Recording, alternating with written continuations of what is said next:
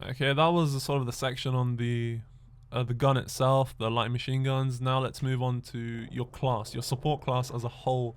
So gadget 1, you can't change this, there's no options. It's the ammo box. As we said before, it replenishes ammo for you, your teammates, replenishes RPGs, Claymore, C4, any equipment you can think of. But then you also have a gadget 2.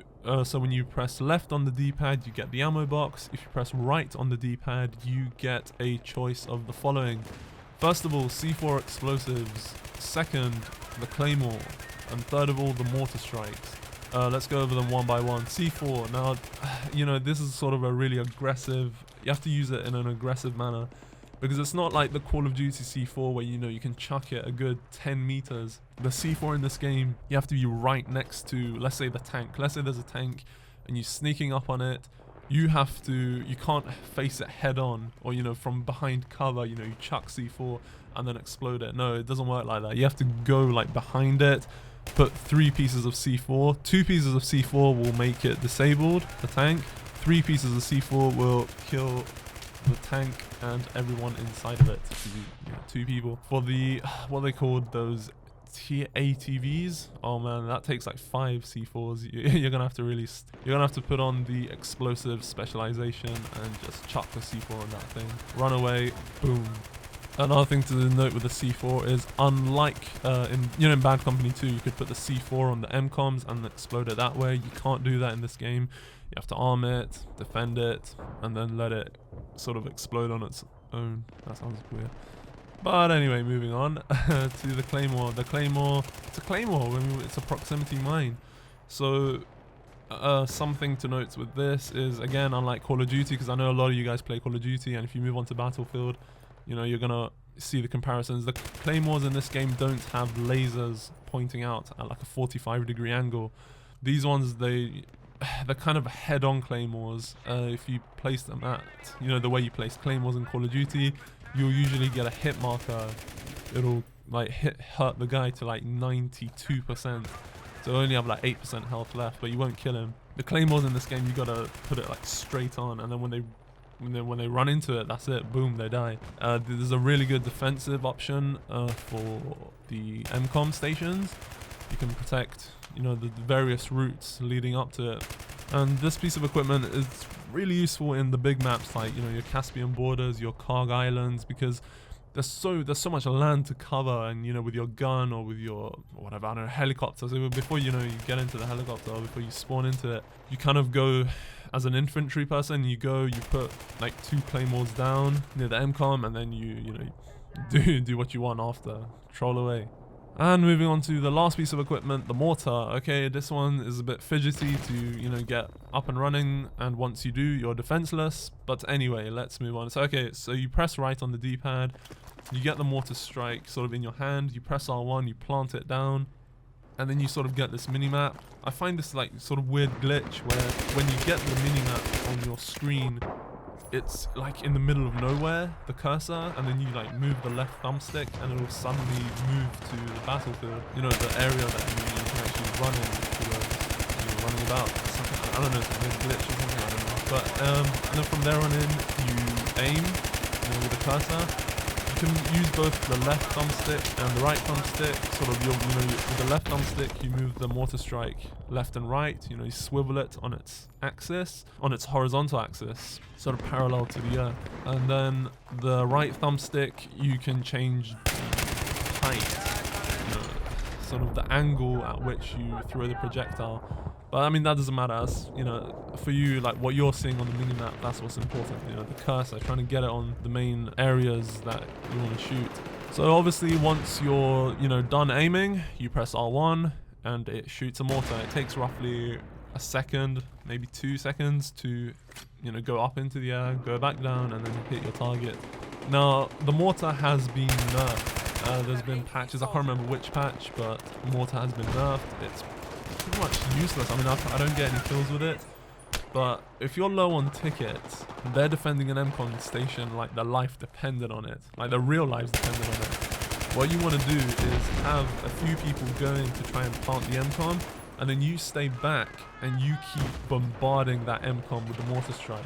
And what you'll find is you'll get a lot of hit markers, but And then, you know, eventually, you know, 1-hit marker, 2-hit marker, and then eventually the third one will kill them. And then, you know, your teammates can plant, or if they've already planted, it's easier for them to defend because, you know, if anyone on the other team tries to come into defuse, you've got freaking mortar strikes landing on their head. That's a very good use of the mortar strike. And lastly, for the specialization, which specialization should you run as a support class? Okay, well, here's the thing. When you have the squad specializations and you have another 3 friends who also have squad specializations, then you can kind of, between you can choose which one you want. However, if you're running Lone Wolf, then... Okay, well, here are the choices. Let's go over them. Sprint. Should you be putting on sprint? No, you shouldn't. And I'll tell you why. Because the fact that you're carrying an LMG means that you're already running slower than other guys with like carbines or submachine guns. Flak. Well, here's the thing with flak jacket in this game, say compared to Black Ops, in Call of Duty Black Ops, the flak jacket in that you could take a pounding from the explosive. You could have an RPG go into your freaking head and you could still survive it. In this game, an RPG can hit the wall behind you and you won't even, you'll still die basically. You can hit the ground near you and you'll die.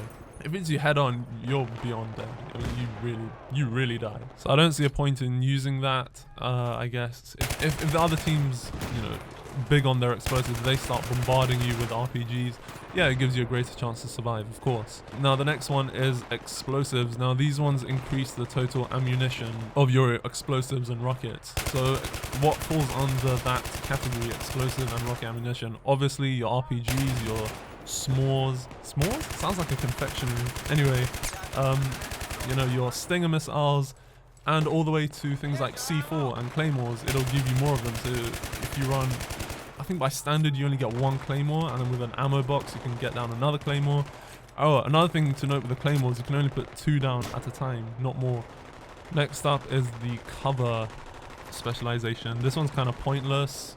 Even if the other team's like pouring out the light machine gun suppression, there's really not much point to this. Just throw an RPG their way. I'm sure they'll appreciate it.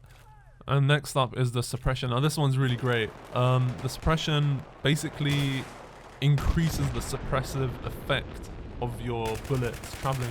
So if you don't know what suppression is, basically when you're shooting bullets towards someone, it blurs their screen and everything just becomes all smudgy and they can't see anything. They can't really aim back at you and shoot. Yeah, the sound turns all funny for them. And this basically increases the effectiveness of that. I'm not sure if it increases the range, but I know for a fact when I'm sort of spraying down the bullets down an alleyway with the suppressive specialization, yeah, I never see those guys try and fire back. There's no point. They're just getting absolutely mowed down.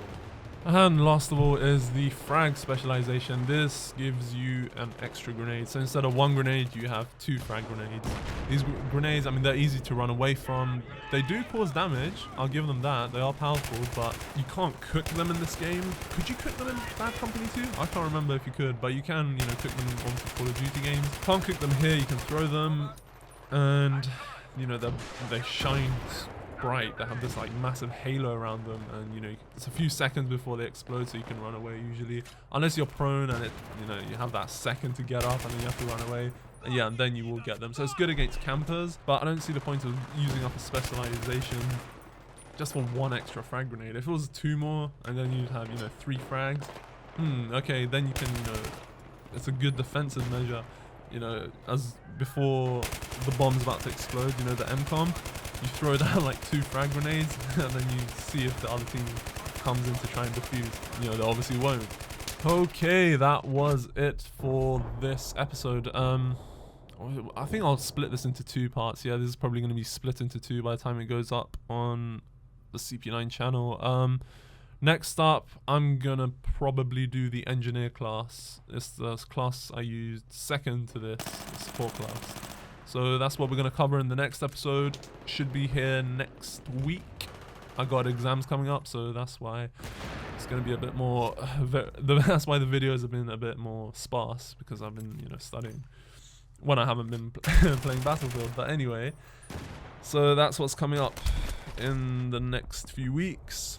I hope you guys had a great New Year. I hope you had a great Christmas, a great holiday, whatever your religion or whatever your. Just hope you had a good time. And it's back to school now. But hey, you gotta do what you gotta do.